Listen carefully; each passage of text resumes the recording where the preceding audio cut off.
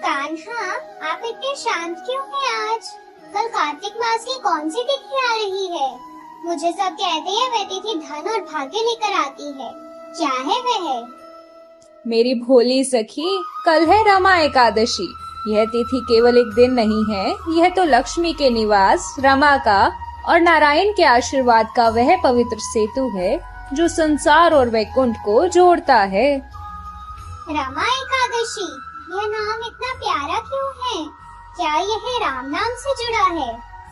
हाँ मेरी सखी, रमा माँ लक्ष्मी का ही एक नाम है। यह एकादशी ठीक दीपावली से पहले आती है, जब प्रकृति धन धान्य और शीतलता से भर उठती है। यह वह समय है जब जगत पिता विष्णु विश्राम की अवस्था से उठते हैं और माता लक्ष्मी उनके साथ मिलकर संसार को समृद्धि का वरदान देती हैं। इसलिए इसे रम्य और रमा की एकादशी कहते हैं। पर एकादशी तो हर महीने आती है, फिर यह वाली इतनी विशेष क्यों? क्या यह मुझे माखन ज्यादा देगी? यह एकादशी केवल माखन नहीं सखी, यह अक्षय सौभाग्य प्रदान करती है। जो मनुष्य इस दिन हृदय से मेरी और मेरी रमा लक्ष्मी की पूजा करता है, उसे धर्म, अर्थ, काम और मोक्ष चारों की प्राप्ति होती है। यह तिथि भौतिक सुख, धन, वैभव को आध्यात्मिक शांति यानी मुक्ति से जोड़ती है। यह सिखाती है कि लक्ष्मी केवल धन नहीं, पवित्रता और उत्तम स्वास्थ्य भी है। तो फिर इसे मनाने का सबसे उत्तम भाव क्या है? कठोर व्रत या फिर केवल गीत संगीत से? कठोरता से नहीं सखी, सरलता और श्रद्धा से मनाओ। सुबह उठकर पवित्र जल में स्नान करो, घर को साफ सुथरा रखो, मेरे और माँ लक्ष्मी के सामने घी का दीपक जलाओ। यह दीप अंधकार को मिटाने का संकल्प है। सबसे जरूरी, तुम अपनी शक्ति के अनुसार दान करो, गो सेवा करो और अन्न का नहीं बल्कि अहंकार का त्याग करो। यह एकादशी सिखाती है कि मन का उपवास अन्न के उपवास से कहीं अधिक जरूरी है। मुझे इसकी कहानी सुनाओ कान्हा, जिससे मुझे इस व्रत की शक्ति समझ में आए। बहुत पुरानी बात है।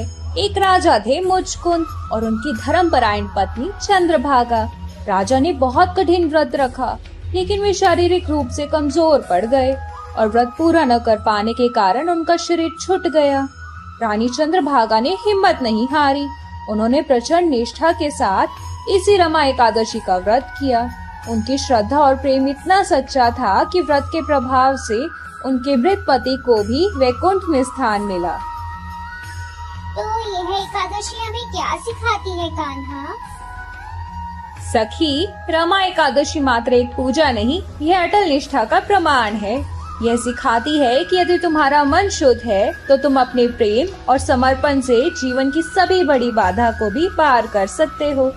तो मेरी प्रिय सखी, यह एकादशी तुम्हें यही प्रेरणा देती है। संकट हो चाहे जीवन में, निष्ठा को जिसने साधा है, उसे राम रमा की शक्ति से हर बंधन टूटा, हर बाधा है।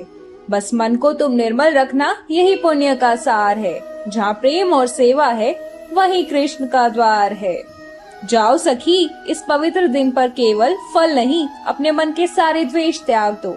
जब मन साफ होता है तो लक्ष्मी स्वयं चल कर आती है और मैं तुम्हारे हृदय में विराजमान होता हूँ। राधे राधे।